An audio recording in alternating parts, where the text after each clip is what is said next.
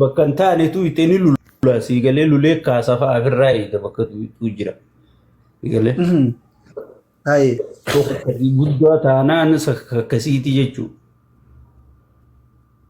Akkas gugguutaniiti haadha mana keessanii taphachiiftanii jaalalatti garsiiftan malee fedhuma qofa baatanii isiin tun qodaa miti biraan utaalinnaa gorsa dhiira teenyaati siigalee irra guddaa namni Yoo isiitu soo isa bira teettu inni mirqaanaa jiru du'aayii godhaa jiru dadhabdee biruma rafte haa jennu.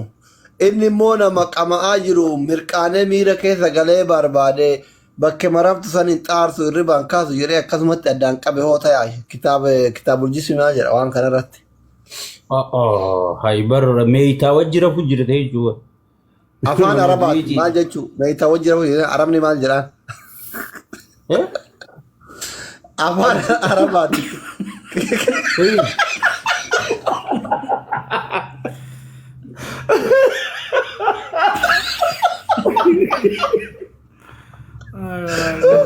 Afaan Arabaati meeytaa wajjira fujjirte jechuun maal jedhaa kitaabul jismi? الميتة من الخفن جاني سيقله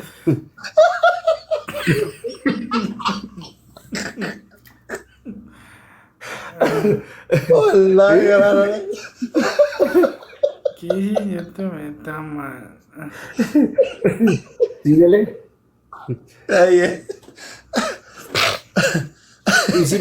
isini shamarran keenya yoo jaarsi keessan garaa guddate dur rakkisina namni garaan guddatu garaan ni ulfaata beeyta akshin akka ijoolleen qaqalloon tun dalay duufaa dalagi jettaniiti rakkisina garaanu akka sabbata bat jala jaawaan ta'e ايه garuma addaa dhufaa jaani galee so akkasitti bultii wasaasa yaanii beeyta wal dandayaa deemuun gaariidha akka heera kitaaba jismii kanatti galee kitaaba bireedaa miti والله الميتة من الكفن وصوفها بريد انت تأتين افان عربا meeshaa galchaa jirte jechuudha. ايه ما افان عربا وزيتو اي كمي دوتو انك فانا مالي تابتاب انقر انجتشو بر كبان كتركون ورفتو اي كم namni rafee akka waan du'eetti du'aan hin keefana malee ittiin godhamu jechuudha. Haala almeeytatu min alkafan. Sahii. Sahii yaamiyo. So saniifuu jaalala wanni hundinuu jaalalti bakka jirtu wanni dhabamin jirtu jechuudha. Kana jaalala kanaa tana qunnamuudhaaf kitaabul jismii dubbisuun keessan dirqamaa jechuudha sigalo. Kitaabin foloo godha hundi keessan. Ramadaana guutuu taasisan naata shorba ofirraa isinirraa akka gadi girrisu shorba saambusaan akka bakka qabatu yoo feetan taraawiya booda hundi keessan sheekkaabin foloo godha. Hundi keessan. Taankii jedhiin kaa sheekkaab shamarran kunoo gaafin taatee giftii kennaa jirani. Kitaabul Thank you namaan. Thank you. Biyya Facebook irra thank you hin jirtu beekta sanaaf inni irraa fadhee dhiiba. Thank you jiraan. Sheekkaab bareeda. Waa'ee wannoo kana kitaabul jismi maal jedhee amma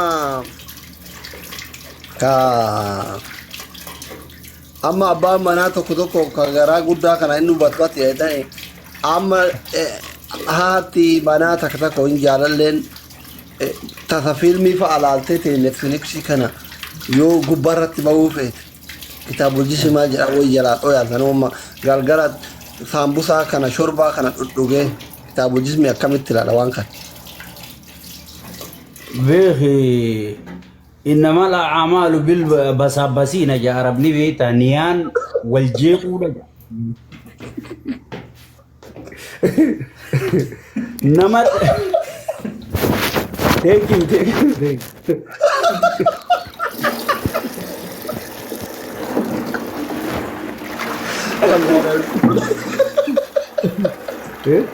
Aye. Namarra ba'u ni jechuu dura namarra ba'u san ati beektaa gaafii ziyada.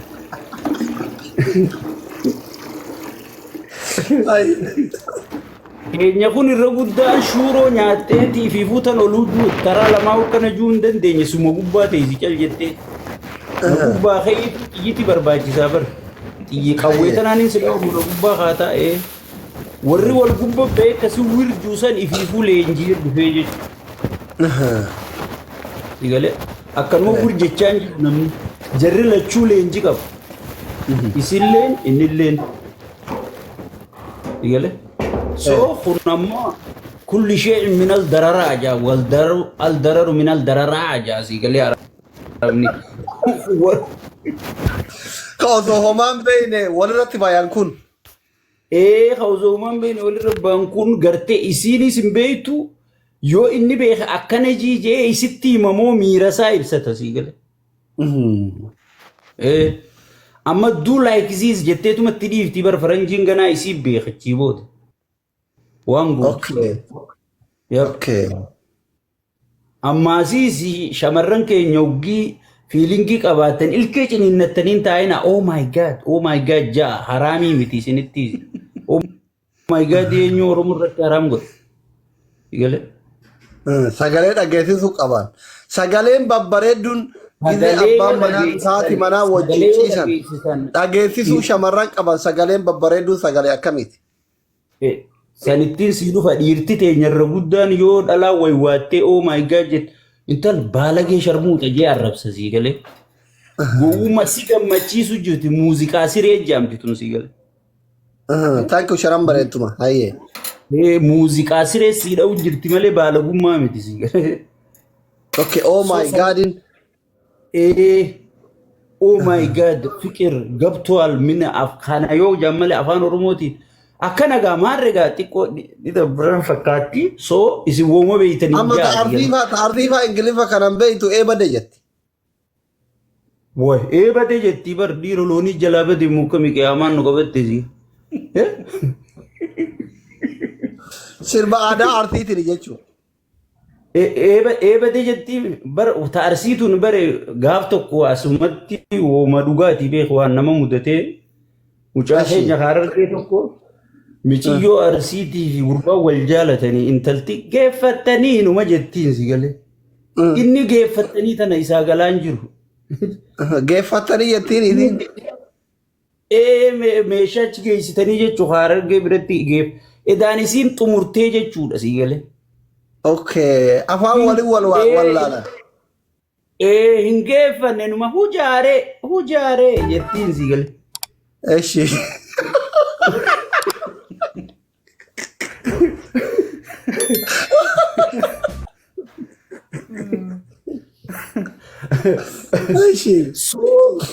Soo kuni galatooma soo kun amma loqoda sireetii duroo wal barsiisuun dirqamaa jechuun osoo waliin fuun imma nuti Oromoon takkuma taanee loqonni keenya amma fakkeenyaaf jimmatti na yallaasise yoo jee na qaanfachiise jechuudhaami.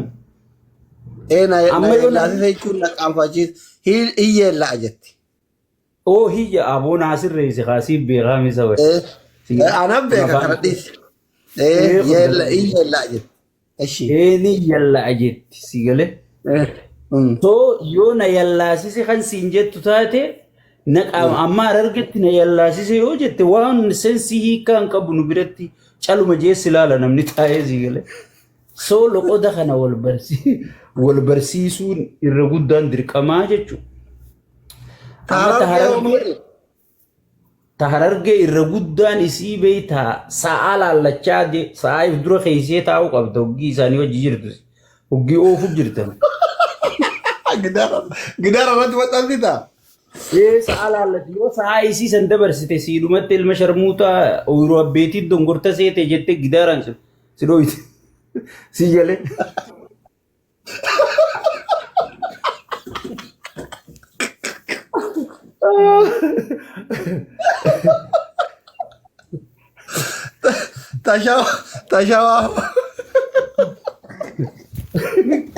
Tashawaa birri jaalatti harkisii bakka kiishaa tanaan deemu bar yeroo hunda hundumarra harkasi keeysee teeyse.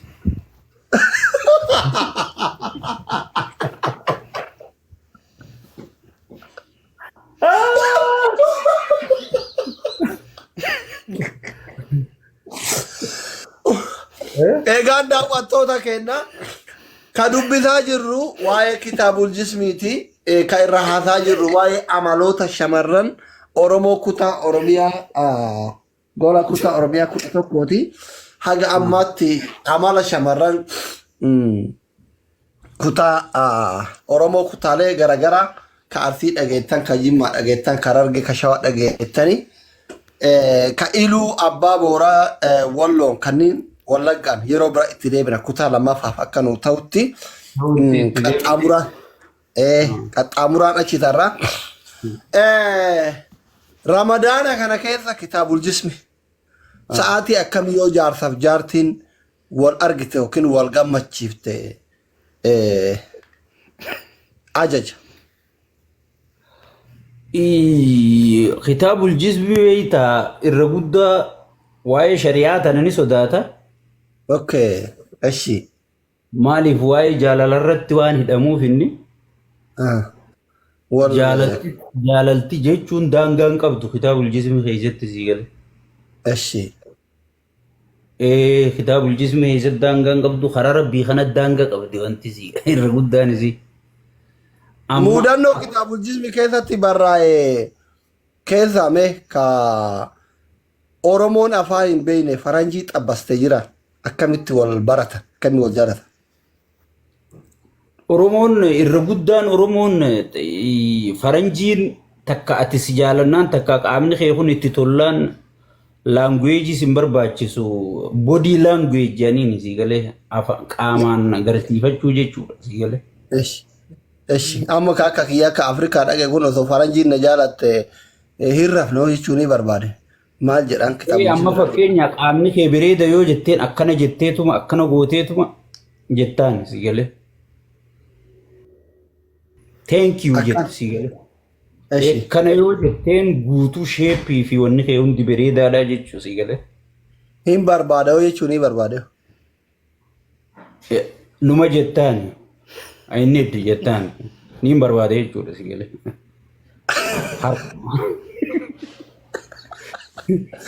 Ayin jedhee kuma kana godhaa. Dhuguma akkana goote. Eshi. Ni fahaman jarri si galee. Siin jette. Yes jette. Mata lulta yes jechuudha mata akkana godhuun. Okay. Si galee. Ammaasi caluma jettee ooyiruu dunguruu hin deemtu akkuma alaa horiyaa dhuftanitti hofoo gaddachaafatteetuma gubbarratti hin deemtu namni si ari'u hin jiru biyyata nama mirga qabdaa si galee.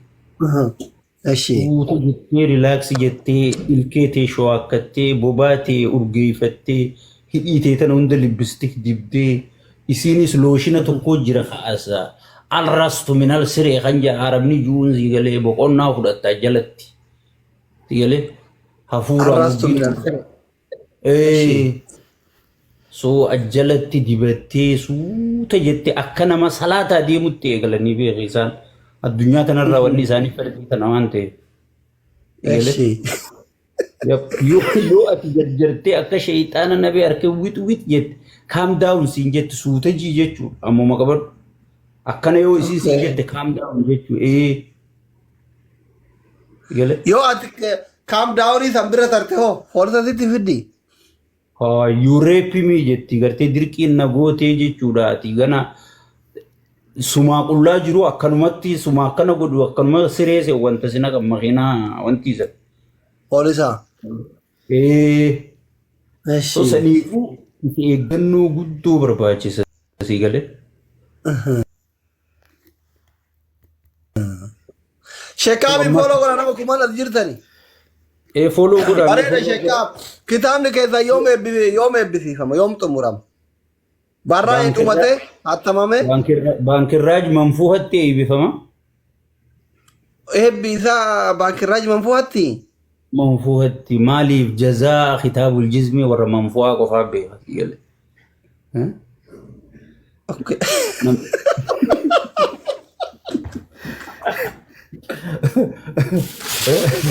Eebbi isaa jalqabni manfuuhaa ta'aa? Manfuuhaa ta'eera. So baankirraaj suurina keessaa boqi jalaayitiif.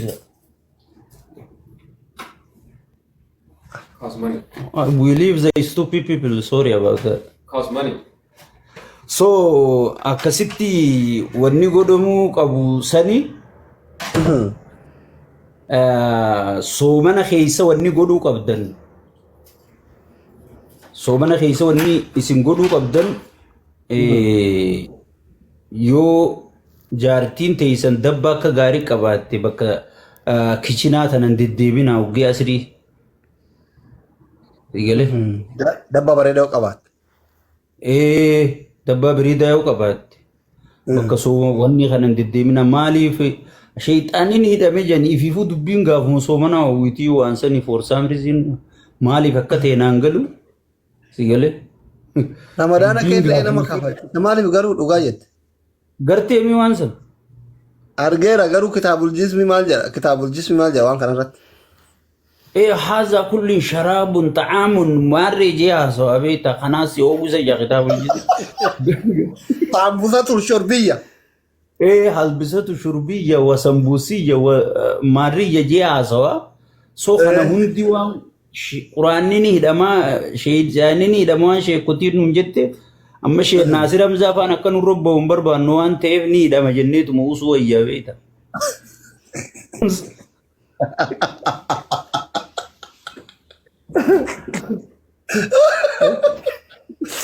Faallaa sheekotaan deemnu yaa garuu namatti abaata dhugaa jetta sheekka ab. Galatooma. Haala waxaamul saambusaal shorbiyya. Sa. saniifuu dhalaatan ni beeyta gaati hoggii isaa waa godhanii ol ja'anii gajja'an kana huccuun tunundi dhab jettee seente ati ganaa waan biroo keessa televijiina biroo laalu jirta sii galee. Waan ta'eef alafaa deddeemaa takkaa rafaa takkaa quraana qaraa takkaa masgiida dhaqaa sii galee. Isin hanga furtanitti gartee toora sanirraa fagaadhaa ija kitaabul jismi sii galee. Thank you.